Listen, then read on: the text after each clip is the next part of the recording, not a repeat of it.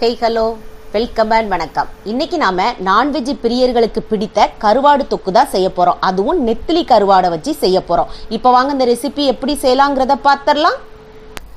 First ஸ்டெப்பா நெத்திலி கருவாடை சுத்தம் பண்ணி எடுத்துக்கிடலாம். அதுக்காக நல்லா சூடாக இருக்கிற தண்ணியை விட்டு ஒரு 10 நிமிஷம் ஊற விட்டீங்க அப்படின்னா அதை சுத்தம் பண்ணுறதுக்கும் ஈஸியாக இருக்கும். அதே சமயத்தில் உப்பு அதிகமாக இருந்தாலும் அதையும் சுத்தம் பண்ணுறதுக்கு நம்மளுக்கு ஈஸியாக இருக்கும்.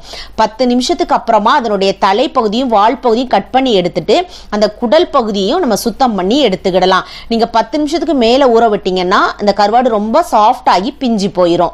இது சுத்தம் பண்ணதுக்கு அப்புறமா ஒரு பாத்திரத்தை அடுப்பில் வச்சு 4 ஸ்பூன் எண்ணெய் சேர்த்துக்கோங்க. இந்த தொக்குக்கு எண்ணெய் கொஞ்சம் அதிகமா சேர்த்துக்கோங்க. நம்ம இந்த தொக்கை ஒரு 4 நாள் வெளியே வச்சிருந்தா கூட கெட்டு போகாது. இப்ப எண்ணெய் நல்லா சூடேறவும் 1/2 ஸ்பூன் கடுகு, 1/2 ஸ்பூன் உளுந்தம்பருப்பு, 1/2 ஸ்பூன் பெருஞ்சீரகம், ஒரு 1/4 ஸ்பூன் அளவுக்கு வெந்தயம் சேர்த்துக்கிடலாம். கடுகு, உளுந்தம்பருப்பு, பெருஞ்சீரகம் எல்லாம் நல்லா பொரிஞ்சு வரட்டும். இப்போ இதெல்லாம் நல்லா பொரிஞ்சு வரவும் ஒரு 10-12 பூண்டு பற்களை நீள்வாக்கிட்ட அரிஞ்சிட்டு சேர்த்துக்கோங்க. அதில் 2 இனுக்கு கருவேப்பிலையும் சேர்த்துக்கிடலாம். பூண்டு பற்களை மிஸ் பண்ணாமல் சேர்த்துக்கோங்க. நெத்திலி கருவாடு கொஞ்சம் வாயுன்னு சொல்லுவாங்க, அதுக்காக தான். இப்போ இது எல்லாத்தையும் நல்லா வதக்குனதுக்கு அப்புறமா ஒரு 1/4 கப் அளவுக்கு சின்ன வெங்காயம் சேர்த்துக்கோங்க. இந்த ரெசிபிக்கு சின்ன வெங்காயம் சேர்த்து செஞ்சீங்க அப்படின்னா டேஸ்ட் ரொம்பவே நல்லா இருக்கும். சின்ன வெங்காயம் இல்லாத பட்சத்தில் நீங்கள் 2 பெரிய வெங்காயத்தை சின்னதாக அரிஞ்சிட்டு சேர்த்துக்கோங்க. இந்த வெங்காயம் ரொம்ப ப்ரௌன் கலரில் வதங்கணுங்கிறது கிடையாது. நல்லா சாஃப்டா இந்த அளவுக்கு வதங்கி வந்ததுக்கு அப்புறமா 1 ஸ்பூன் அளவுக்கு தனி மிளகாய் தூளும் 1/4 ஸ்பூன் அளவுக்கு மஞ்சள் தூளும் சேர்த்துக்கோங்க. தீயை இப்போ கொஞ்சம் கம்மியாவே வச்சுக்கோங்க. இது கருகிடக்கூடாது. இந்த எண்ணெயில இந்த மசாலா பொருட்களுடைய பச்சை வாசனை போற அளவுக்கு லைட்டா அப்படியே வதக்கி விட்டுக்கோங்க. இப்போ இந்த அளவுக்கு நல்லா வதக்குனதுக்கு அப்புறமா நல்ல பழுத்த தக்காளி பழமா பெரிய சைஸ்ல இருக்கிற தக்காளி பழம் 3 சேர்த்துக்கோங்க. இந்த தக்காளி பழம் சீக்கிரம் வதங்கினதுக்காக 2 கல்லுப்பு சேர்த்து வதக்கிக்கிடலாம். இந்த ரெசிபிக்கு தக்காளி பழத்தினுடைய சுவை ரொம்பவே சூப்பரா இருக்கும். அதனால தக்காளி பழத்தை நீங்க தாராளமா சேர்த்துக்கோங்க. இந்த தக்காளி பழம் நல்லா குழைவா வெந்து வரணும். அதுக்காக நல்லா கலந்து விட்டுட்டு நீங்க மூடி போட்டு மீடியம் ஃப்ளேம்ல வச்சு குக் பண்ணி எடுத்தீங்க அப்படின்னா அதுல இருந்து விழுற அந்த தண்ணியிலே அந்த தக்காளி பழம் நல்லா சாஃப்டா வெந்து வந்துடும். அப்பப்போ 2 முறை நீங்க கலந்து விட்டுக்கோங்க. இப்ப இந்த அளவுக்கு நல்லா தக்காளி பழம் குழைவா வெந்ததுக்கு அப்புறமா தீயை நல்லா கம்மி பண்ணி வச்சுட்டு குழம்பு மிளகாய் தூள் 1 ஸ்பூன் அளவுக்கு சேர்த்துக்கிடலாம்.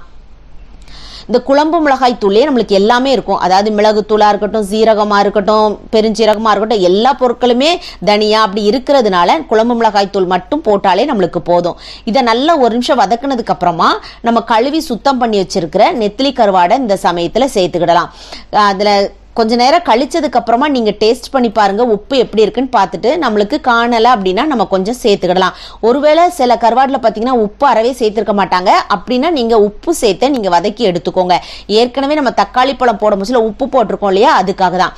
இப்போ இது எல்லாத்தையும் நல்லா ஒரு அட்டை இதை மாதிரி பெரட்டி எடுத்ததுக்கு அப்புறமா ஒரு மூடி போட்டு ஒரு 6-7 நிமிஷம் இதை குக் பண்ணி எடுத்துக்கிடலாம்.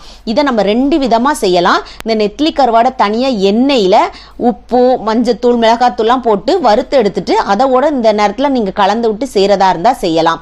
ஏற்கனவே நம்ம சேனல்ல கூனி கருவாடு தொக்கு போட்டிருக்கிறேன். அது ரொம்பவே டேஸ்டா இருக்கும். வேணும்னா அதை செக் பண்ணி பார்த்துக்கோங்க. அந்த லிங்கை நான் டிஸ்கிரிப்ஷன் பாக்ஸ்ல கொடுக்குறேன். இப்போ கொஞ்சோண்டு புளி தண்ணி விட்டுக்கோங்க. நல்லா கெட்டி புளி தண்ணியா கரைச்சி எடுத்துக்கோங்க. தேவையான அளவுக்கு தண்ணியும் ஊத்திக்கோங்க. இந்த புளி தண்ணி நம்ம விடுறதுனால 3 நாள் 4 நாள் ஆனாலும் இந்த தொக்கு நம்மளுக்கு கெட்டு போகாது.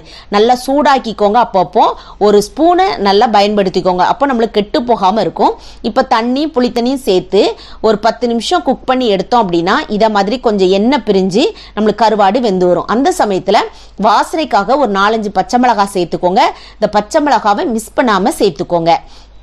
எனக்கு கொஞ்சம் உப்பு காணல, அதனால நான் 2 உப்புகள் சேர்த்துருக்கிறேன். சேர்த்துட்டு இதை நல்லா கலந்து விட்டுக்கோங்க.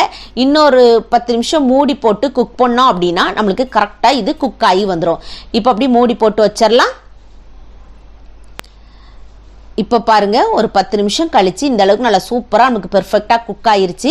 இப்போ கொஞ்சோண்டு கொத்தமல்லி தலைகளை மேலாட்ட தூவிட்டு நீங்கள் சர்வ் பண்ண வேண்டியதான்.